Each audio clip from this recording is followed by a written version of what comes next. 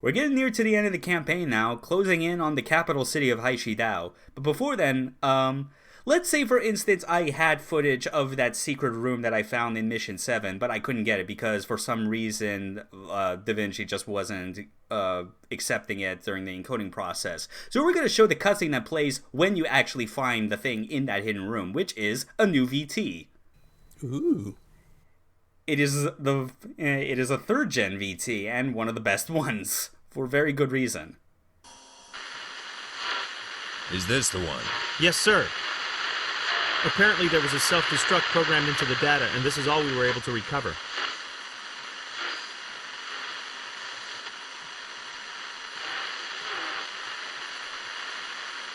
What you see on the screen is the prototype model we retrieved from their military factory. It's likely that some pilot testing was being run inside there.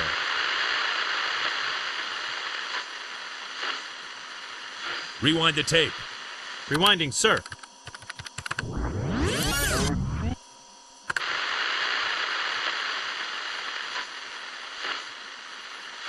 What? The speed. It's incredible. State-of-the-art multiple compound ultrasonic motors were used in the joints, allowing maneuverability performance that is far beyond the conceptual realm of any current VT technology. What is that? Wait, it looks like... A railgun. But sir, unfortunately, I have to admit from what we've found out so far, it appears to be more powerful than the ones we are developing. We have our hands full. Yep, the Prominence isn't the only one with a railgun. And they're not kidding when they say this version of the railgun is even more powerful. Great. You get a new toy, now they're just giving them out like candy bars. Yeah. And the thing is with this, like, I'm technically doing stuff that I would never be able to actually do on, like, a first campaign run, because that VT is part of, like, the 3rd generation line of VTs, and all of them, the conditions for being able to use them are locked behind your combat point rank.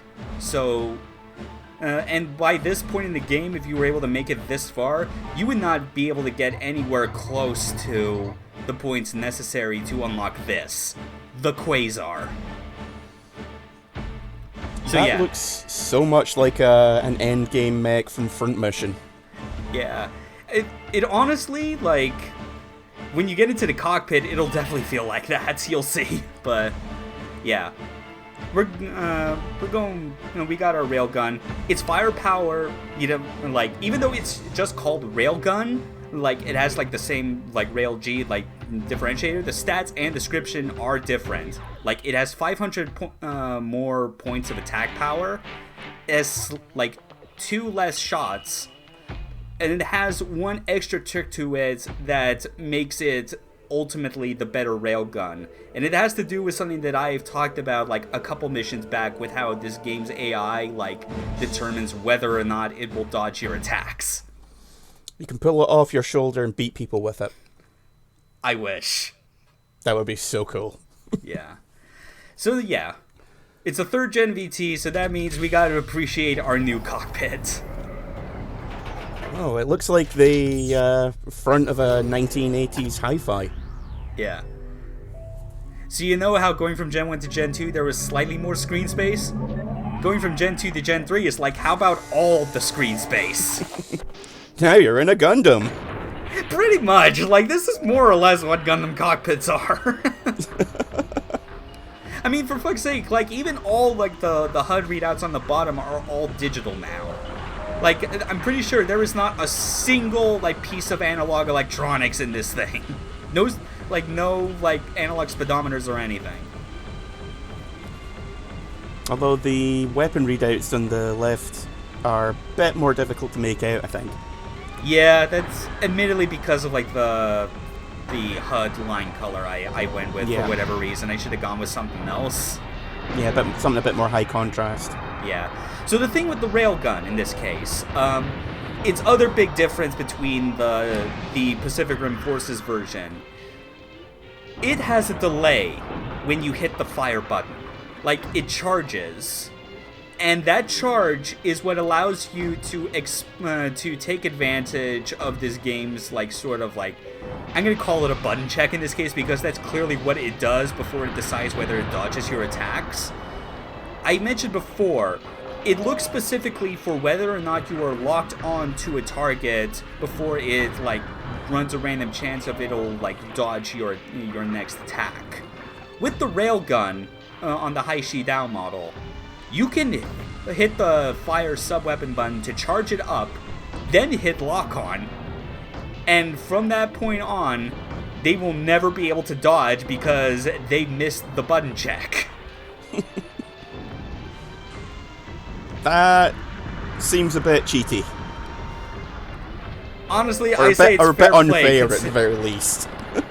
I consider it fair play, especially because one of the enemies that we get introduced to in this map, and one of the targets we actually have to take out, are 3rd gen VTs, and they have the highest rate of dodging out of all VTs by far. So I say it evens things out just fine. Especially so because especially so when you see, like, these VTs known as the Regal Dresses. Not only are they really good at dodging, they are, I believe, the first VT units in the game that actually deploy chaff on their own. Which means, like, using the AS missile, which is very good in most cases, it immediately becomes useless in those instances. Yeah. But I like this mission just because it's kind of similar in a way to Mission 1 when you're storming the beach. But, like, instead of having only Vits as, like, your main enemy force, this is basically all of the VTs you fought up to this point, save for the Jaralaccs.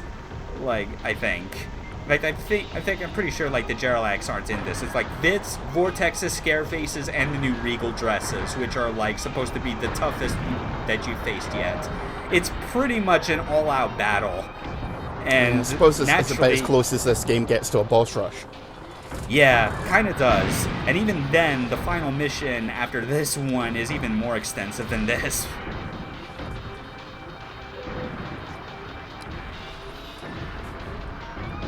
One other thing I also have to mention about the 3rd gen VTs that is very important to keep track of, and is kind of a determining feature on whether or not you want basically, it's a sort of a reason to give you pause on why you shouldn't just bring a 3rd gen VT on every single mission, even though it seems like it is the most no-brainer logical endpoint to do in this game.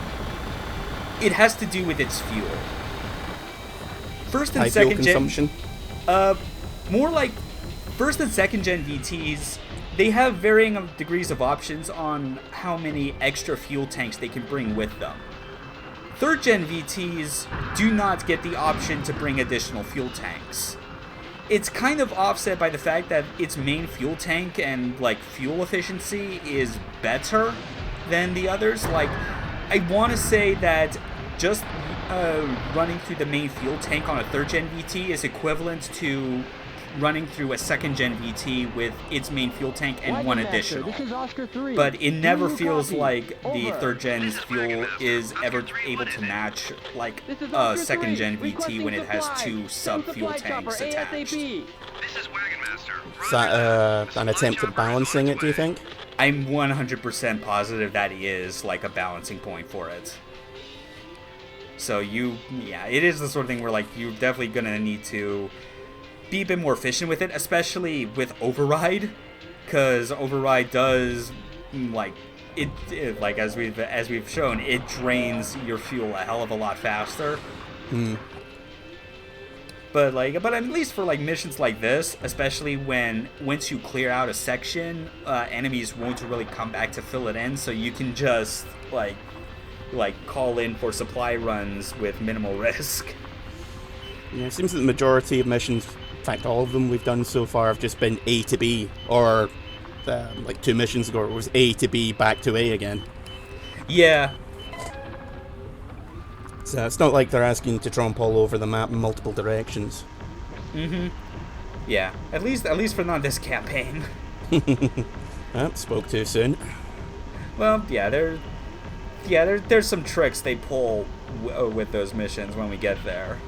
But for now, we're obviously refueled. I mean, like, even if the single fuel tank wasn't a concern, we'd still be calling for multiple supply runs in this anyway, just because the only, like, powerful weapons we have to work with are the AS missile and railgun.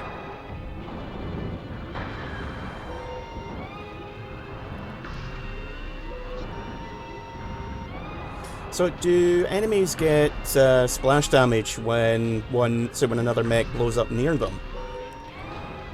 They don't. Didn't think so. Just with the way that, like, there was no reaction earlier when you blew up one right next to another. Yeah, like they only.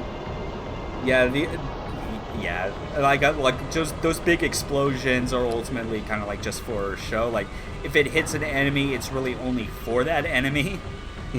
And like the only other things you have to worry about in that sense are things like, you know, VTs running into each other, because they have collision with each other in that sense, but not really in terms of weapons. Kind of weird that they would admit that. Yeah, it's kind of I guess I feel like it's the eternal curse in a way of Japanese mecha game development, because there's always like a razor sharp focus on getting like the things that they feel are most important right, which in this case is a lot of like the strict like player mechanics and controls. But obviously everything else kind of gets varying degrees of lesser focus, that it becomes kind of plain in a way. Like, as you've mentioned, like, so many of our missions are, like, A to B. That's kind of how it is. Like, not just in this, but, like, with a whole lot of other games. Like, if there's ever, like, been, like, ways to, like, pinpoint reasons for why these type of games are never, like, the kind of financial or even critical success they deserve to be, it's because the priorities just kind of don't match with what, like, most people are expecting or looking for in other games.